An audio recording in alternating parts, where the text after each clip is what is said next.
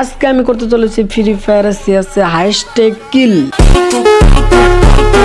Tower আসার পর ঘরে উঠে এনিমি খুঁজতেছিলাম, ওখানে দেখি সামনে একটা প্লেয়ার, ওকে আমি নকডাউন করে দেই। তারপর দেখি ওটাকে রিভাইভ দিয়ে তলে যাচ্ছে, ওটাকে আমি নকডাউন করে দেই। এন্ড আমি নিচে না নামে আশেপাশে দেখতে থাকি, ওমনে দেখি আরেকটা প্লেয়ার ওকে রিভাইভ দিতে যাচ্ছে, ওটাকেও কিন্তু আমি নকডাউন করে দেই এবং কি দুইটা কিল কিন্তু আমার এখানে হয়ে যায়। আর গাইস, তোমরা অনেকে আমার ভিডিও দেখো কিন্তু সাবস্ক্রাইব করো না, সাবস্ক্রাইবটা করে দিও প্লিজ। আর চলো তোমাদেরকে আমি গেম প্লে দেখাই। উপরে না উঠতেই কিন্তু দুইটা প্লেয়ার মিলে আমার টিমমেটে মারতাছিল, এন্ড আমি কিন্তু ওদেরকে পেছনে যায় বাস ভরে দিয়ে ওরা টেরো বানা।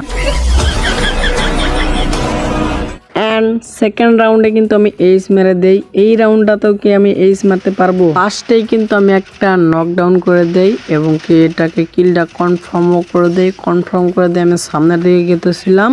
এইখানে আসার পর আমি নোটিস করি একটা ডাউন হয়ে পড়ে আছে, আমাদের টিমমেট কিন্তু এক এক করে সবগুলাই মরতেছে। তো এই ম্যাচটাকে আমি এইস মারতে পারছিলাম, তো চলেন সেটাই দেখাই। এখানে ফার্স্টে কিন্তু আমি একটা নকডাউন করে দেই, অন্যটাকে আমি কিন্তু অনেক ড্যামেজ দিয়ে দেই, যার জন্য আমি রাশ করে দেই ডিরেক্টলি। রাশ করে দিয়ে কোনো ফায়দাও হয় না, এনিমিটাকে আমি আর মারতে পারি না। একটাকে ডাউন দিতে না দিতে আরেকটা এনিমি কিন্তু আমার স্পিড লো করে দেয়, আর এইখানে কিন্তু আমি মাত্র 18 স্পিডে বেঁচে যাই। তারপর দেখেন